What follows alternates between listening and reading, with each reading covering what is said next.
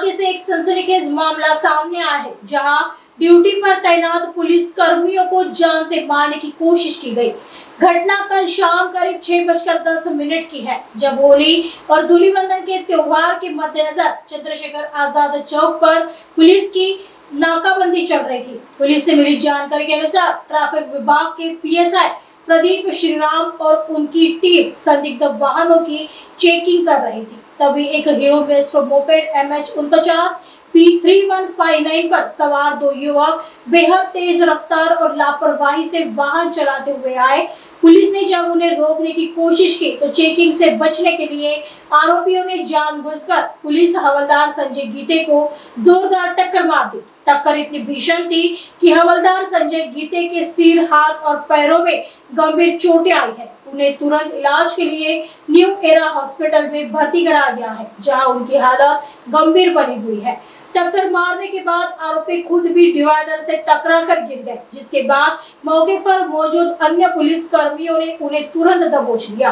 आरोपी रुपेश किल्लेश्वर उइके उम्र 23 वर्ष स्वतंत्र नगर निवासी, गौरव ज्ञानेश्वर चौहान उम्र 21 वर्ष नंदनवन झोपड़पट्टी निवासी बताया जा रहा है। फिलहाल दोनों आरोपी पुलिस की गिरफ्त में है। आगे की जांच नगरगंज पुलिस कर रही है।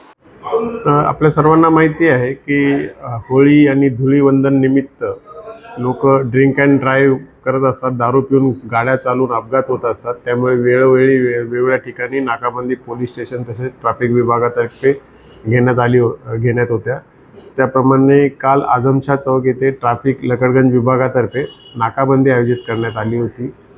त्यावेळेला मेओ साईडकडून टेलिफोन एक्सचेंज साईडकडे जाताना एका दुचाकीवरील दोन इसमांनी समोरची नाकाबंदी बांधून स्वतःला त्या तपासणीपासून दूर ठेवण्यासाठी जोरात गाडी चालवून वेडीवाकडी चालवून नाकाबंदीसाठी उभे असलेले विजय गीते या पोलीस हवालदार कर्मचाऱ्याच्या अंगावरती गाडी घालून त्याला ठार मारून पळून जाण्याचा प्रयत्न केला। त्यामुळे आपण त्यांच्याविरुद्ध जीवे ठार मारण्याचा गुन्हा दाखल केलेला आहे।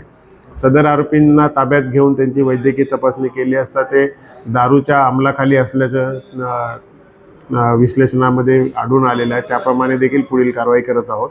आज आता पुढील तपास त्यांचा त्याबाबत चालू आहे।